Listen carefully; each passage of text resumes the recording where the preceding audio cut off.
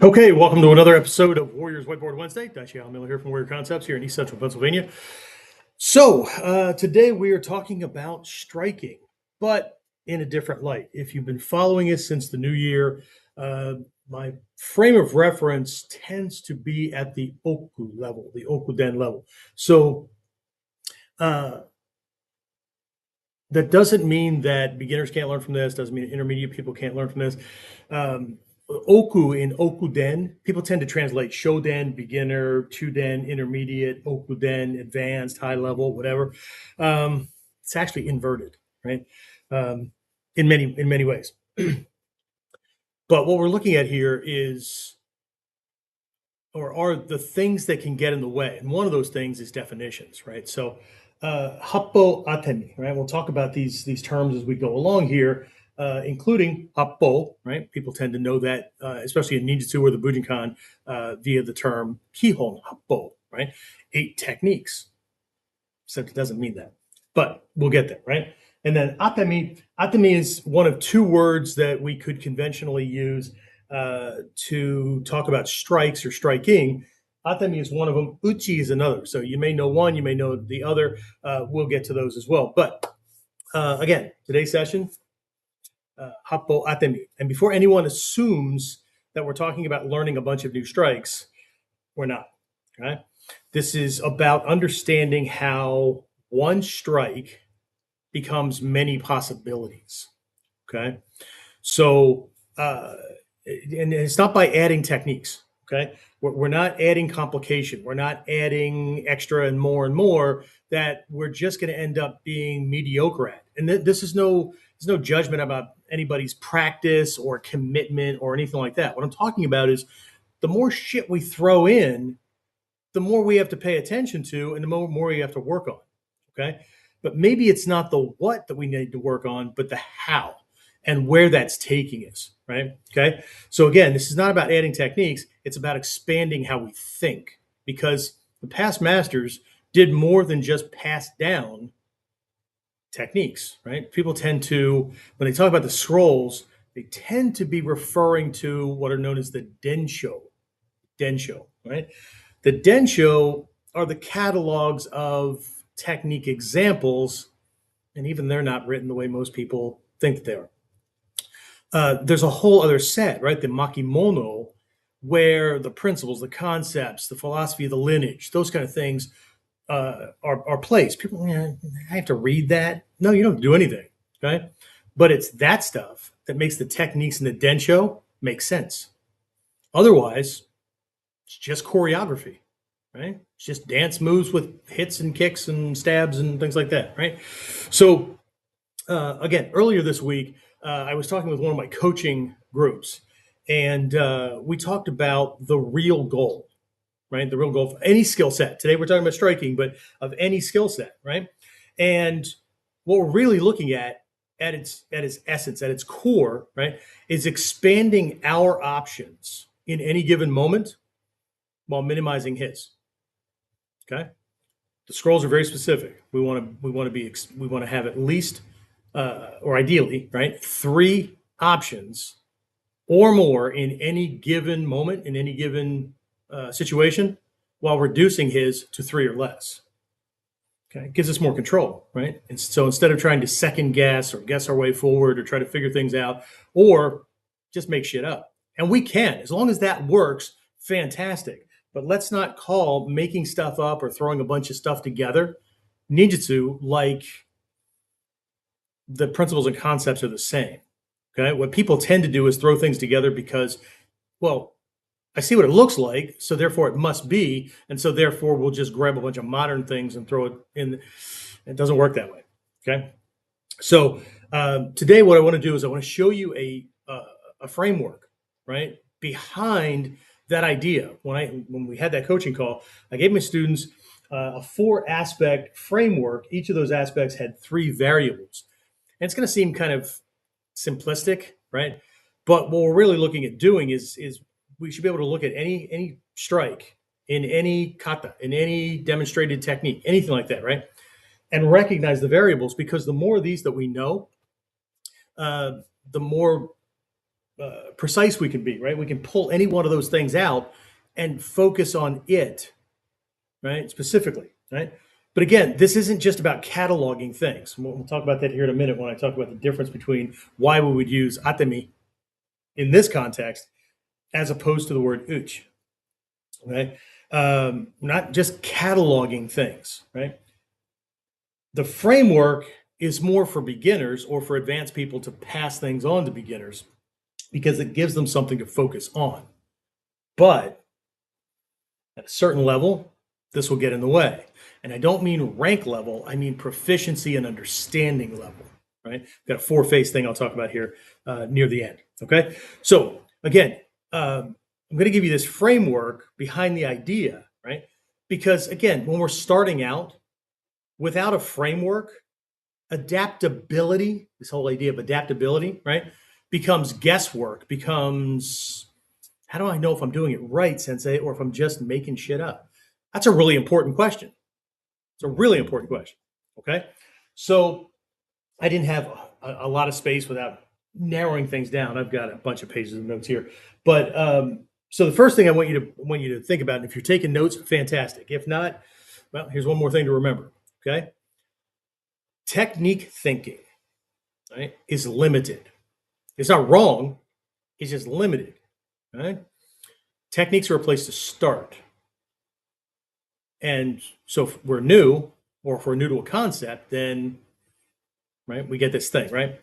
But framework thinking expands that out and points to the infinite, okay? And framework thinking is really principle and concept thinking. It's one of the reasons why I named, when I got away from the need, this driving need that people in our realm seem to have to name the dojo by a Japanese name and all that. It has a Japanese name, but people don't learn it until they come into the dojo, because I found that it was getting in the way and it was preventing well-meaning people from joining because they were afraid that if they couldn't pronounce it right, we were going to kick their ass, or there are all kinds of embarrassment things and whatnot, right? So anyway, but when I named the academy and my network of grouping things, Warrior Concepts International, right? Warrior, we all get that, right? Well, there's something behind that. Concepts, because this is a concept, a principle and concept driven system, not a kata. Do we have kata? Of course we have kata, but there's a reason behind it. And the international is just the connections with who we are, what we do, taking students to Japan and things like that, right? So anyway, technique thinking points to limitations, okay? Because we tend to get stuck. Framework thinking points to, and so this Happo idea, right? This idea of infinite, right? And again, this is something that people tend to miss, right? Because of the way things get conventionally translated or assumed. Translations get assumed, okay? Kihon Happo, 8 fundamental techniques. Yeah, that's really Kihon Happan, right? 8 things, 8 items on a list or whatever, right? But I get the implication. It gives people something to hold on to. When I was coming up through the ranks, Happo was infinite, right? So Happo is a contraction of Hachi and Ho, okay? Linguistically, it becomes Happo, right? So Hachi, 8, Ho, ways, methods, those kind of things, right? Okay. So we'd be looking at it. I don't know if you can see that. Yeah, you can see that, right? So there's the number 8, okay? But Happo, Roppo, Shiho, numbers that get this ho attached to it, whether they get contracted like this or not, right? Begin one way where we have 8 directional rolling. We have 4 directional break falls. We have Shiho Tenchi Tobi, right? So 4 directional heaven and earth or upward, up and down leaping, right? But they become Roppo Tobi. Well, it's still 6 ways, since it's still 6 directions. No, now it becomes infinite directions, infinite ways, right? 8 directional rolling becomes rolling in any direction in any way that's necessary to move your body from this position, right? So Happo is a contraction here as it's being applied here, right? It's not about 8 anything. it's like taking that 8 and laying on its side this way. And now what is that? It's the infinity symbol. Okay, it's a neat little trick that I was shown way, way back in the day, right? So again, most martial artists are taught to solve problems by adding more techniques, more technique variations, those kind of things, right? But real adaptability doesn't come from quantity, right? Yes, I know quality's in there as well, but it doesn't come from the amount of things that we have. It comes from how well we do the things that we have, right? But more importantly, it comes from something that I've been talking about since the new year, right? Clarity. Okay, clarity. If we don't understand what it is that we're supposed to be aiming for, it's one of the reasons why, again, not a plug for anything, but one of the reasons why I developed the Ninja no Hachimon program a long time ago. I know you can type in Ninja no, well, be careful these days. If you type in Ninja no Hachimon, you get all kinds of Naruto references and things like that that are not even close. But Ninja no Hachimon, these 8 gates of authentic ninja training, right, that come out of ancient Japan, right? They're the things that schools had to be doing minimum. They had to be teaching to be able to claim to be doing ninjutsu. Okay. So the reason I did that was because if we can't answer the question, what is ninjutsu? What are the minimum things that I should be doing or learning or whatever within this context? Then how do I know I'm doing it right? So again, clarity, right? So let's take a look at a couple of terms to get clear on these things, right? So let's define some language, right? Something I tell my students all the time is I can be using words in class. Teachers use words all the time. Hatsumi Sensei uses words, and the translator in the room translates the words, right? But a big trap we can fall into is I know that word, I have a definition for it or an idea about what it is, and then I overlay that on it, but it might not be the thing we're talking about. Okay. So again, before we go any deeper, we need to define some terms, okay? Because if I'm using it one way and you're defining it another way, or I'm teaching a class and 2 students, same class, in their head define that same term 2 different ways, their training is going to take 2 different routes. Okay. And that's what's going to happen with Atemi as opposed to Uchi and a bunch of other things. Okay. So, again, we all assume we know what certain words mean. Okay. And sometimes our definitions or our definition doesn't match what's actually being taught. Okay. So today we're going to define a few things as we use them here. Okay. Because clarity equals alignment, and we need to be in alignment with the teacher's lesson, not just think we are. Okay. This is why we ask, right? Since I define things this way, I define this word this way, is that what you mean? Right? I do that a lot in Japan and get corrected a lot because right, it's not you can't define things that way. But okay, so so let's look at these, right? So for the words for uchi or the words for strike, I'm sorry, words for strike, striking, right? So we've got uchi and we have atemi, right? Uchi does indeed mean where are my notes here? Oh yeah, okay, means to hit or strike. You know, yokomen uchi, shomen uchi, doge, right? Yeah, okay, we know them, right? It's a side of face strike, it's a torso strike, it's a top of face strike, right? Different than tento uchi, top of head strike, right? So it does mean hit or strike. Okay, come back to this in a minute. Atemi though means it can mean to strike the body. Ate, right? Ate means impact, impacting something, right? And mi is the same kanji for ties in taijutsu, so it's body, right? The whole body, not just the torso and things like that. So atemi is impacting the body, okay? So impacting the body, right? But it can also mean to apply the body, like how we're doing it, right? Okay, so apply the body. Okay, atemi is way more classical, way more. And I don't just mean it's an old word that nobody uses anymore, right? What these two things mean are completely different, okay? They're in the same realm, but what we're pointing to is different, right?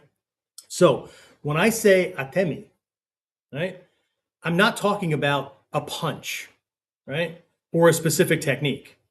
Atemi refers to how force is applied, where structure meets structure, what outcome we're creating, those kind of things, right? Same list, right? Or same fist, different Atemi, right? Uchi, more often than not, relates to the shape of the fist, the directional angle, what the strike looks like, and the target that it's hitting. Okay, so we can have a maiuchi, right, front punch. Okay, we can have a like a sokoho or a yoko shuto uchi, right, lateral or sideways shuto strike. Okay, so uchi points to what the fist looks like and the striking action. But atemi points to what's happening, what the intended outcome is, vectors of force, those kind of things. Here's an example. One of our fists in the 16, right, is this shakoken, right?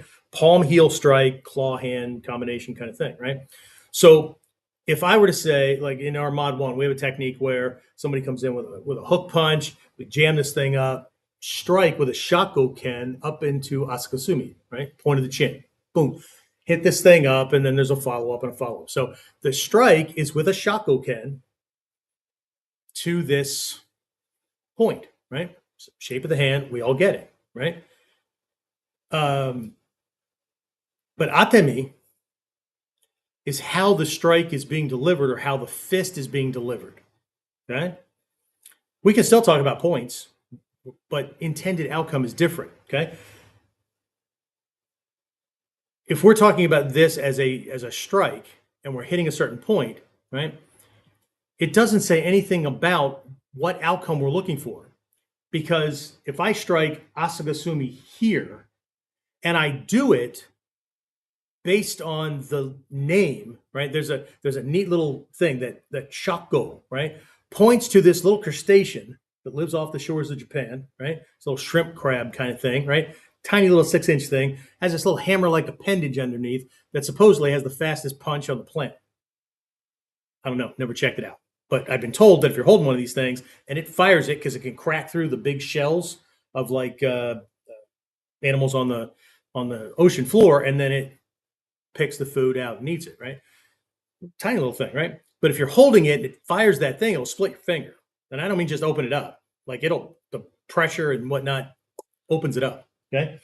So, but the way that hammer-like action happens, right, pops forward, this kind of thing, right? So it pops forward. So if I'm talking about just striking with a shakoken, right? Shakoken uchi, right? It's just telling me to hit with this fist, right? So I can hit normally, whatever, okay? But I could also be hitting with this dynamic, okay? So the strike just tells me how the fist is hitting, right? Uchi tells me how the fist is, what it's hitting, how it's being delivered, that kind of thing. But atemi tells me what I'm supposed to be producing with that strike. Okay. So for instance, if I come in with this thing and I strike this way, right, and snap that, what I'm looking to get is the back of his head to touch the back of his neck, like a Pez dispenser, and a piece of candy flying out of his neck, punching me in the face. Okay. That locks his spine. That is physiological. That's not just a cataloged fist target strike combination kind of thing. Okay, I'm not just hitting this thing. I'm not just punching this thing. It's implying action. Okay, but in the scrolls, very often you don't get, like, you're supposed to strike something or you're supposed to hit something or use shako with shakoken, right? Come to his or apply to his men, right? Okay, great. Where and how? Okay. Is it just a slamming thing? Is it this little popping thing that creates this, or off to the side, it'll create this where the head rotates on the axis of the spine and locks things up farther down? Or am I striking here and driving the head itself straight back, locking it up a different way? Or am I raking the face? Or am I popping it with the fingertips? Or am I grabbing a hold? Okay. Very often the scrolls don't say, but this is about the dynamics that are going on. This is about what we're producing with the strike. Yes, of course, right? We can, this kind of designation makes things easy to catalog. It makes things easy to remember. This goes way, way deeper. Okay. So again, same fist, right? Different outcome. Okay. So let's talk about the goal of Happo, right? Because I have it spelled the same way here. It's kanji are the same, right? So this is more, we need to get the conceptual layer here. Otherwise, we'll always be counting 8-directional rolling. We'll always be counting 4-directional leaping or 4-directional stomp kicks or whatever, okay? So again, many people hear Happo and think 8 techniques, 8 directions, 8 ways, right? And it doesn't not mean that, but that's like surface level beginner mindset. Okay, it gives them something to hold on to make sure that they've checked off the boxes. Okay, got that, got that, got that, got that. Now what? Because there's always that question afterwards, whether we're delivering something, in an attack situation or we're training. There's always that question after something, right? At least in ninjutsu, and that question is, what's next? Not what's next, like, can I have another technique? No. Okay, I learned the form. Now what do I do with it? What's the next training with this? Not the next technique, not the next distraction, not the next, right? What's the next thing, right? But again, if we stay with 8 techniques, 8 directions, 8 ways, that kind of thing, right? That misses the point, okay? Happo isn't about quantity. It's about freedom that emerges when principles are internalized. We don't have to think about it anymore, okay? It's not obedience to a style, right? It's not rigid form, right? Freedom created by understanding what actually matters. Clarity, okay?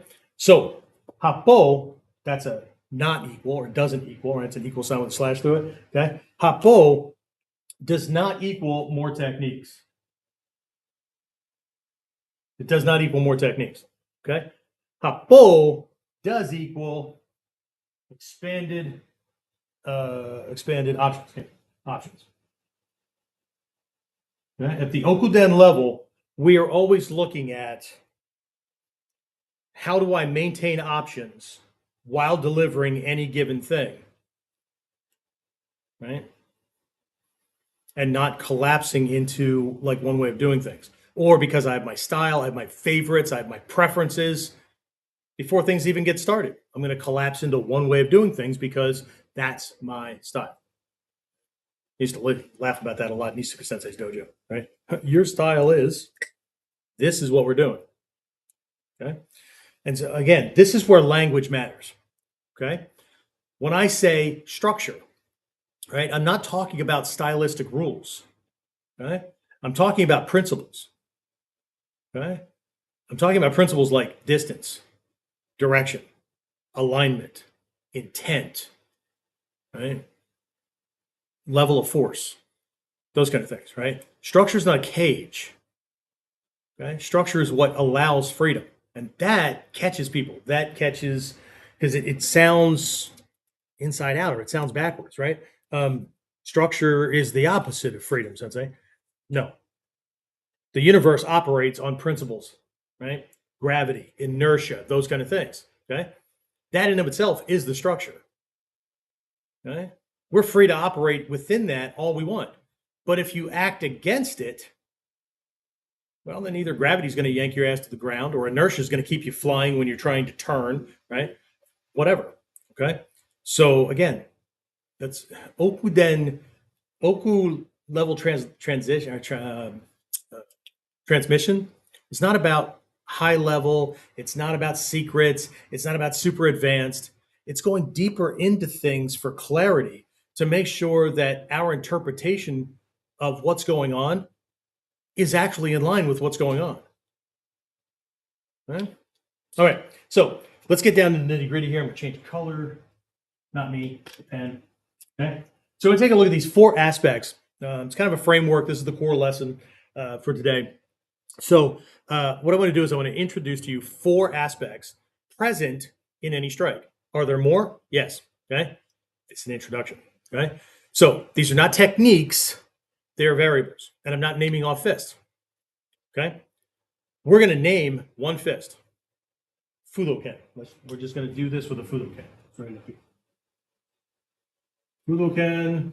I don't care what else you call it. Nyoken, Kongo-ken, has a whole bunch of different names. It's this clenched fist. Okay? So, lots of names, same thing. Okay? Fudoken. If you're in Ninjutsu, at least in the Togakure lineage, right, we have the 16 fists, 9 of which are made with the hands. Okay? Even if you just start there, you'll be busy for a while. Right? But Fudoken, just this base, everybody knows it. That's why I'm picking it today. Okay? So, not branching off into anything else. Okay? So, these 4 aspects are level, okay, range, okay, delivery method, and what else I have in there? Oh, angle. Okay, an angle. Okay, so level, range, delivery method, and angle. Okay, and then within each of those, there are 3 variables. Okay, on level, we have, you guessed it, right? High, mid, and low. Right? But this is not based on his body. Okay? When I say a high, mid, and low punch, I'm not talking about high to his body, mid to his body, or low to his body. Okay? This is relative to the source joint. So if it's a kick, it's the same thing, right? A high punch is one that is going above the line of the shoulder. If I'm shorter than him, okay, this becomes a problem if we always punch out from the shoulder, right? And we're working bag work, we get really, really good at that kind of punch, right?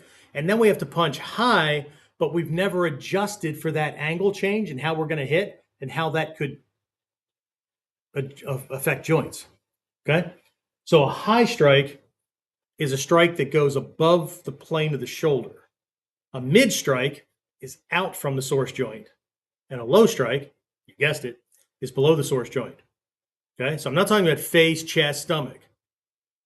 Okay? I'm talking about relative to the joint itself because that adjusts the physiology. What people tend to do is punch this way and then they lean back to punch up or they bend over to punch down. And in either case, they throw things forward while they're busy trying to do their thing. Okay? At least within the principles and concepts of our lineages, that's not correct. Okay? All right. Range. Range is long, mid, and close. Okay? Again, just an introduction. Okay? Because my advanced students get 5 ranges. Just giving you this place to start. Okay? Long range, mid range, close range. This is proximity from body to body. Okay? How much space do I need to cover? And then what does the arm have to do within there? Okay? Because if I'm at the wrong range and I try to do a classical ski, right, or a lunge punch, what ends up happening is people end up like getting jammed up, or it's too far and then they have to overcommit or overreach. Okay? Or if I'm doing something with the lead hand, right? I need to know the functional distance, right? Where my arm will be strong in that space.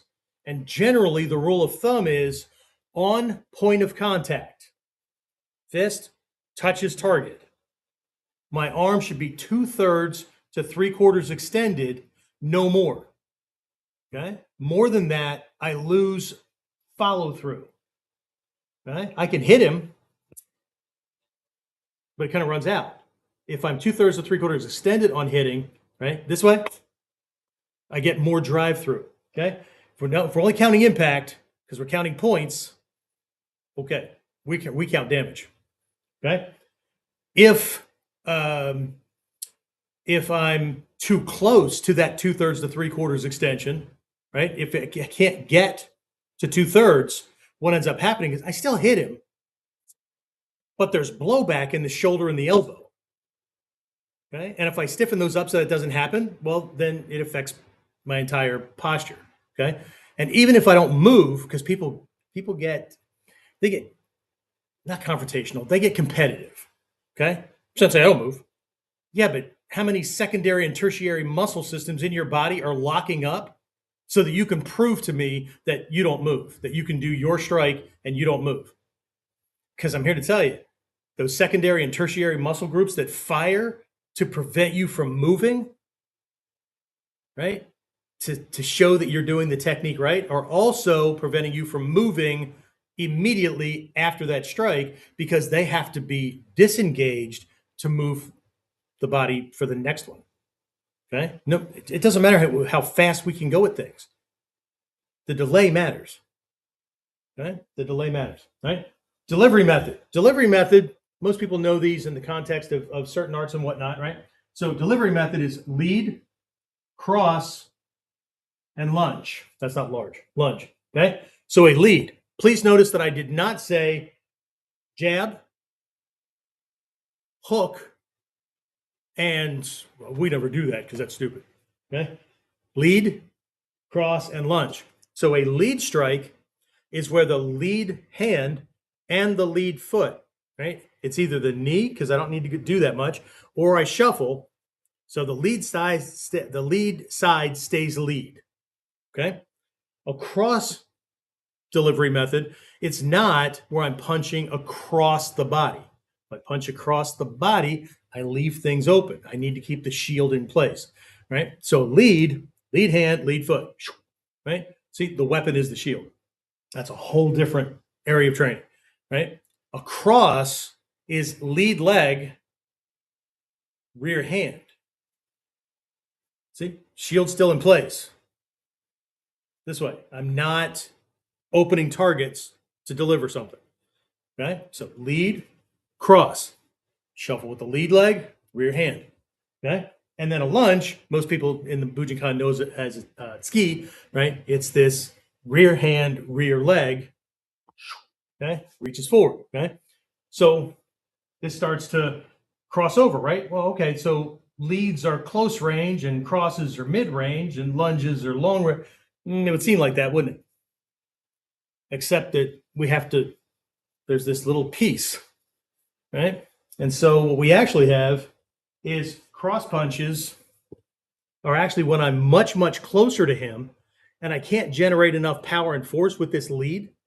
And I might even be too close for an elbow to get in there. So a cross punch allows me to hit that and have that alignment and that body weight behind it. Okay. So actually, cross punches are close range. Right? Leads are mid range. Yes, lunges are long range. Okay. Again, I'm just getting these things in, right? And then angle, So angle. What we're looking at here is a straight punch, right? Ski piercing, right? So I'm going to call this P for piercing, right? And then we have from outside to inside the body, this kind of hitting, right? People call it hooks and things like that, right? I'm going to call it a clubbing, right? Not that you're bar hopping, not the kind of clubbing, right? So from outside to inside, okay? But it doesn't have to be a hook, right? The reason I'm calling this a clubbing is because I'm going from outside to inside. It's like having a club or a bat. I don't have to swing my arm like this and open everything up. I can, boom, right? Clubbing, okay? So, but it's not a hook. Because if I go from here to Jumonji, right? and I'm focusing on this hand doing the hitting, I just did a cross because I stepped with this leg, use this hand, right? Sorry, I guess this hand is the one. Sorry, based on what you're looking at, right? So this leg, this hand, cross, right? But I didn't hook. Still a piercing shot. Still chino kata, pendulum striking. Into position, right? Okay. We'll have here. So piercing, clubbing, and then swatting.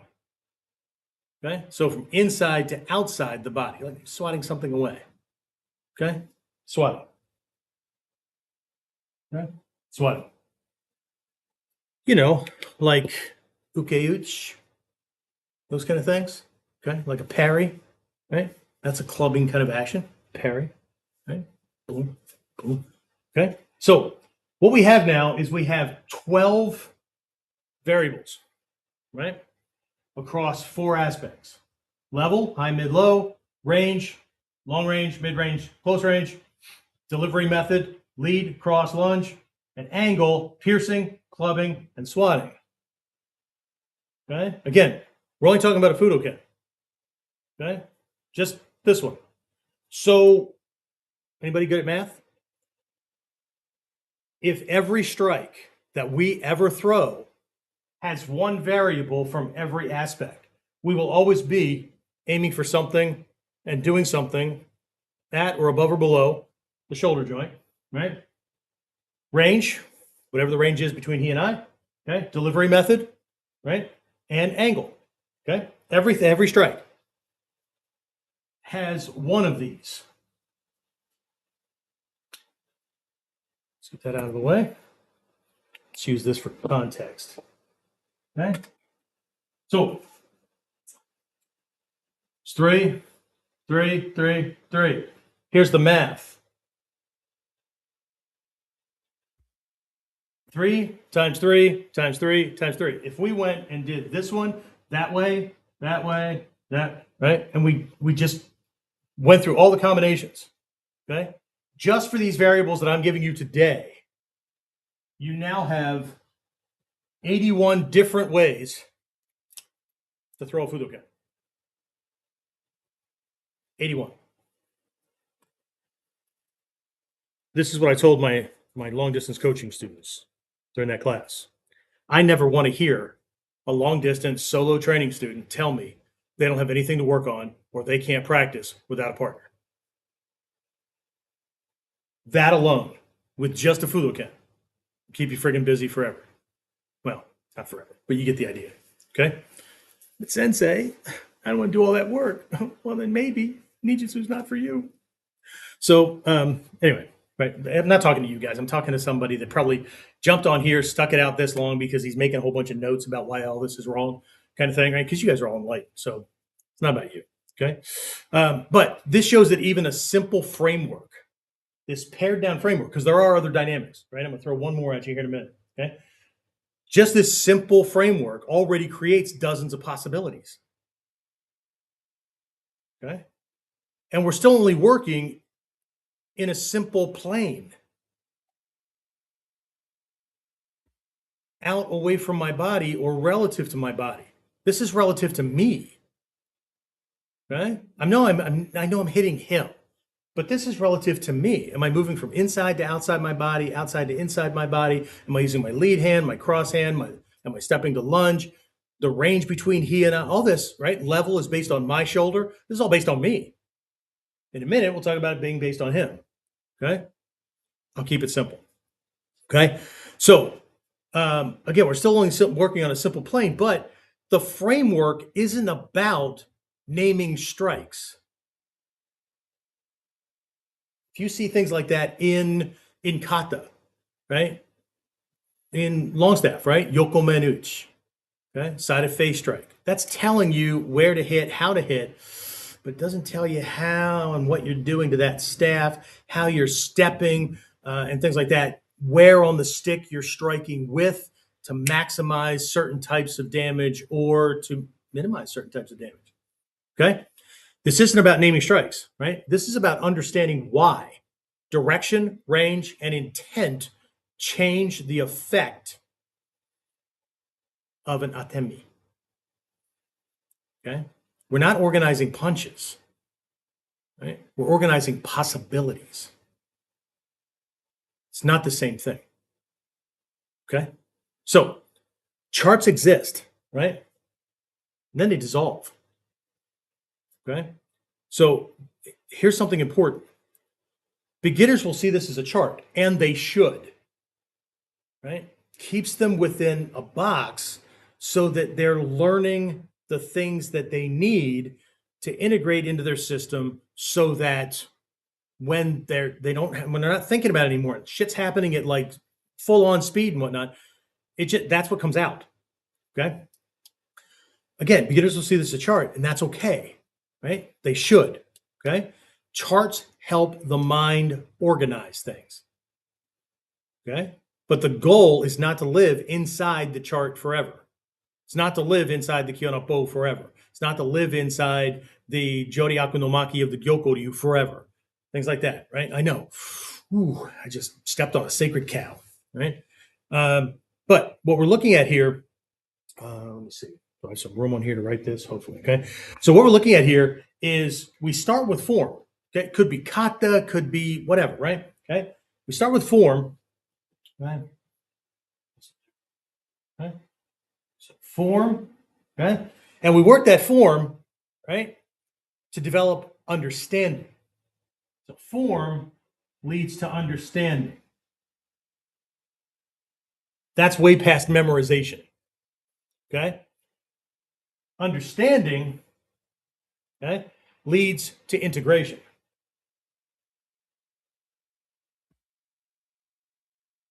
What I mean by that is we no longer need the form because I don't have to think about it. It's in here. Okay? Somebody startles me from this side, right? And something very Ichimonji-like or whatever comes out. Okay? Something unexpected happens. The kamae become the flinch response, right? I don't have to think about the strike. There's a sensation or an intuitive feel that something is open and something's lined up and whatnot, and I do it. But because of all the work done, I don't have to think about needing that 2/3 or 3/4 extension. I don't have to think about the range that this unit needs inside this space between his body and mine, because there are in-between spaces. And that's where something might get switched out. Right? So is it a cross? No, that's gonna right? I can hit him, but it's not gonna have the kind of impact. And I'm not counting shots. I'm not getting scored by judges over here, right? Oh, good fight, dude. Right? I'm getting scored by my grandson because I can tuck him into bed at night. I don't give a shit what I threw. Okay.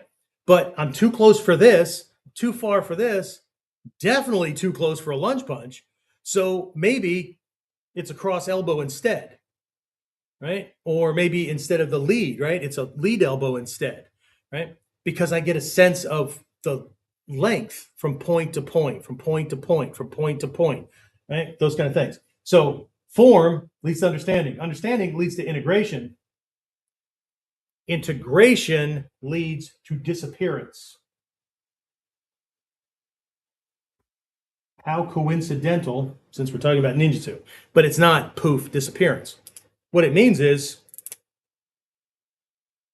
I don't need Hatsumi Sensei to tell me to throw the kata away. Did I throw all the kata away? No, there's some I'm still working on. The lesson was to throw away the ones that are now inhibiting you because you're stuck on form. Okay? Why are we stuck on form? Well, because I misunderstood that form is just a stepping stone, or do I not understand it well enough to use it, or do I have a lot of self-doubt, or I don't. I learned the art to get the belt, but I really don't think that this is going to work on the street. So that's why I keep, right? So I have to remember the form for when I'm in the dojo, but on the street, I'm going to fight a different way. Now, several of my teachers said about that, right? There's the damn door. If you don't believe this is going to work for you, you're in the wrong place. Okay? And if you're only here for a belt, go buy one. Tell anybody whatever story you want. Well, no, I need a certificate from, oh shit, here you go. Right? Sensei's done that to people lots of times. Right? Anyway, so this will fade, it'll just dissolve, unless you're a teacher and you pull it out every once in a while, dust it off and go, oh, by the way, hey, here's an introductory lesson. Okay? But 3 times 3 times 3 times 3, 81 different ways to throw one punch. Okay?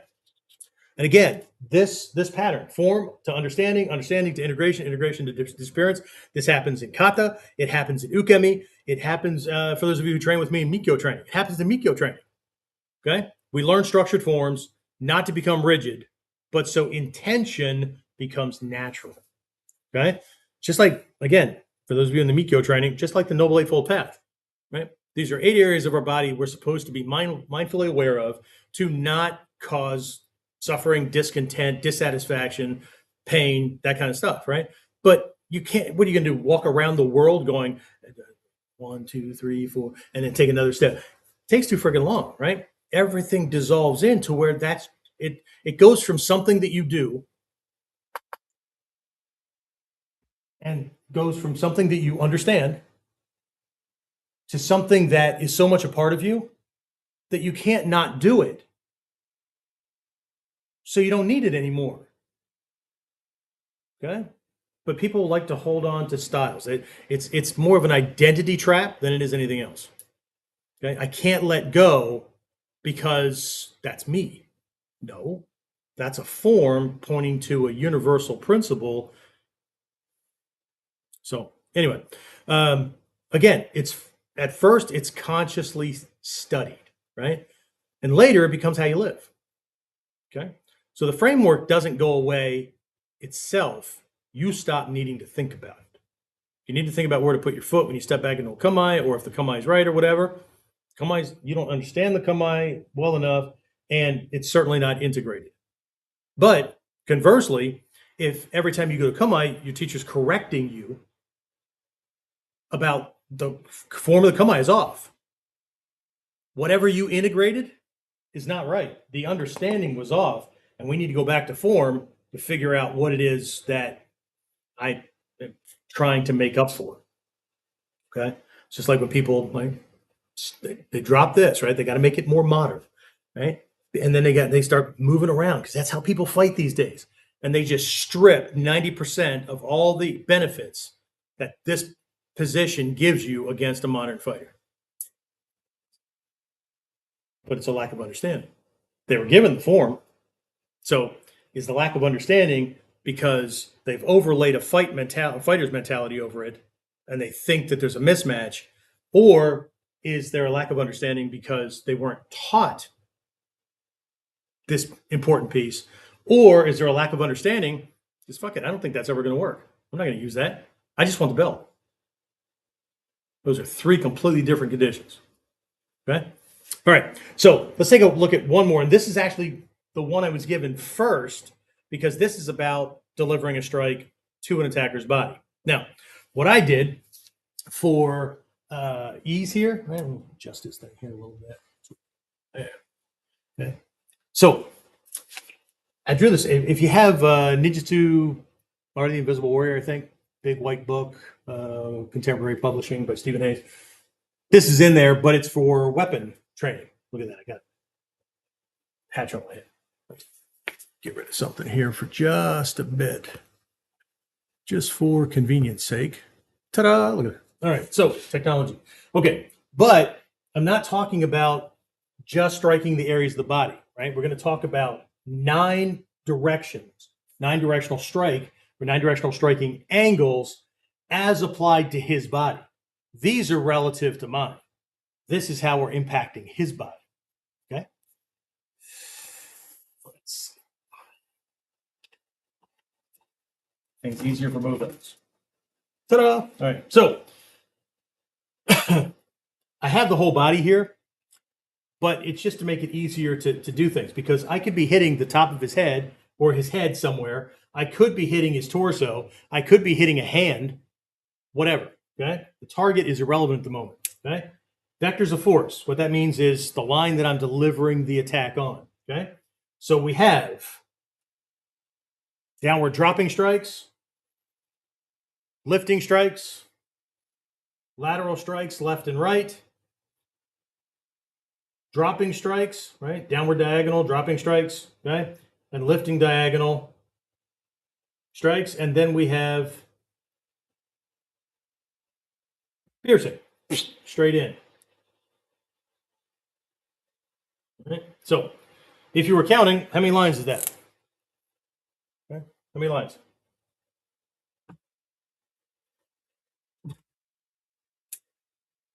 9 lines, 9 vectors. Okay? Yes? 1, 2, 3, 4, 5, 6, 7, 8, 9. Okay? And again, could be his head, could be at the side of his head, could be at his nose, could be at a finger, whatever. Okay? You see 9 because I only drew 9 lines. The reality doesn't have lines. Okay?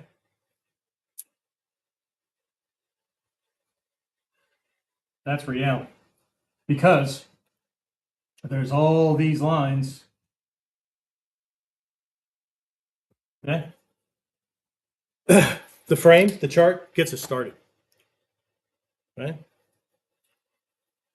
So that's what the beginner gets. 9 directional striking with a hanbo, long staff, shito. Okay? 1, 2, 3, 4, 5, 6. Right? Okay? We get these, right? Okay? But the reality is, Happō Atemi, what the scrolls are pointing to, is being able to access any target on any line with any fist, any target, right? That is right and appropriate for the context of the situation. That kind of adaptability.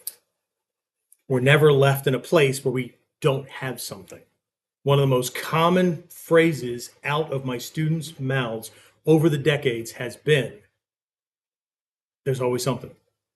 And it's usually the person who's the uke doing something with me, and they might even move against something, right? To move away from that punch that's coming in, and all of a sudden that elbow comes out and clips them because the elbow is the follow-up to a missed punch, right? And that flows into something else or whatever. And so they go, man, there's always something. Yeah, if there isn't, I'm dying. Okay. So 9 lines, right? But these are vectors. Okay. The directions are not strikes. They're vectors, right? Once you see direction, then the body adapts. Because again, I'm just looking at him. So now between this one and this one, when I deliver something, do I have to shift my body with it, right? Because otherwise, like his body's right here. I can only get to certain angles from right here. But if I move and then deliver, I change the timing as to when I launch the strike, I can hit behind him. Right? Everything changes, right? If I've popped out a knee and he sinks a little bit, now I'm in line for a dropping strike where if he's standing in front of me, he's way tall. Okay? So again, there's a whole lot of other things here, right? So there are 9 lines, okay? But space is infinite.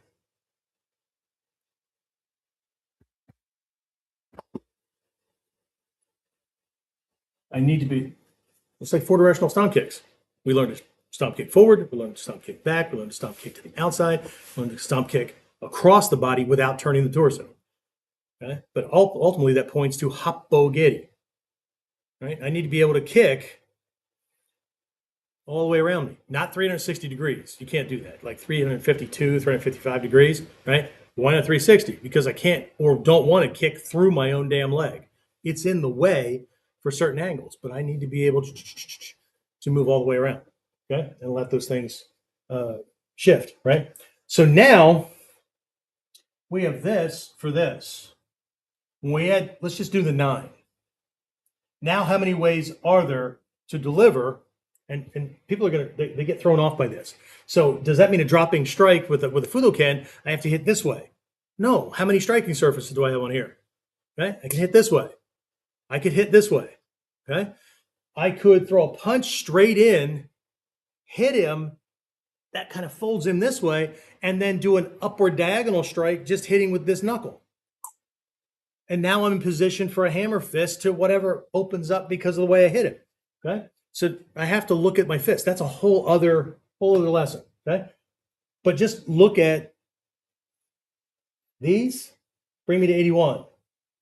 These 9, okay, bring me to 729 different ways to throw a fudoken. I'm not trying to overwhelm you. This isn't about overwhelm. Okay. It's not about overwhelm. It's about clarity. It's about recognizing that we have more options than we think we do if we just stick to official style and form, or if we just stick to the beginner lessons and then just do them faster and whatever, like that's all there is.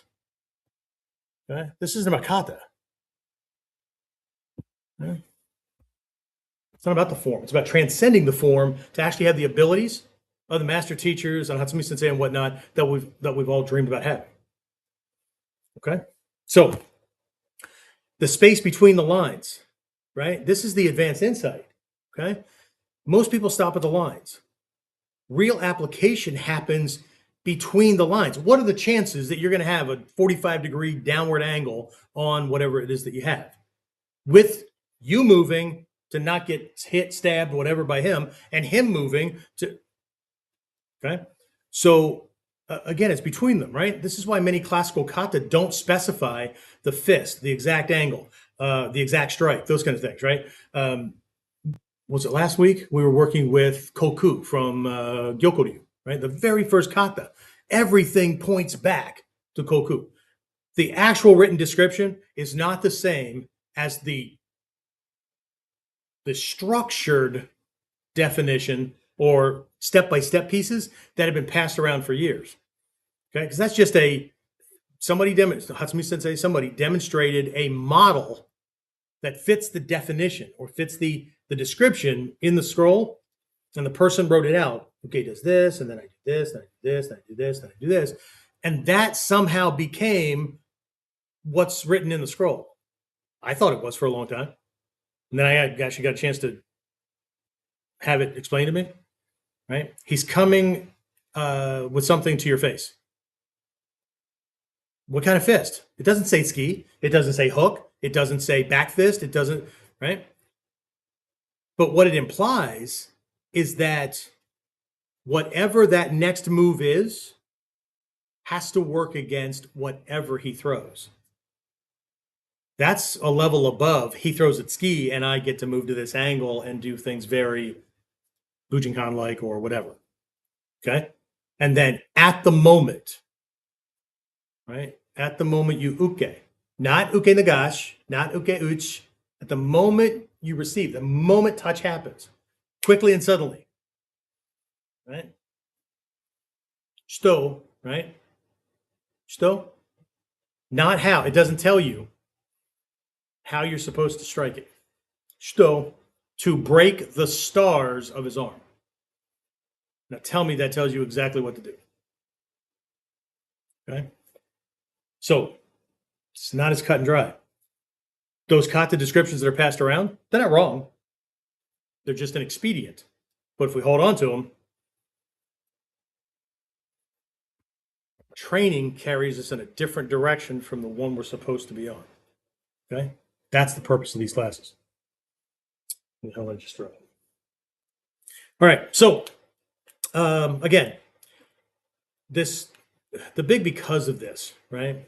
The reason that the kata don't specify these things, right, is because the assumption is that you understand direction and intent.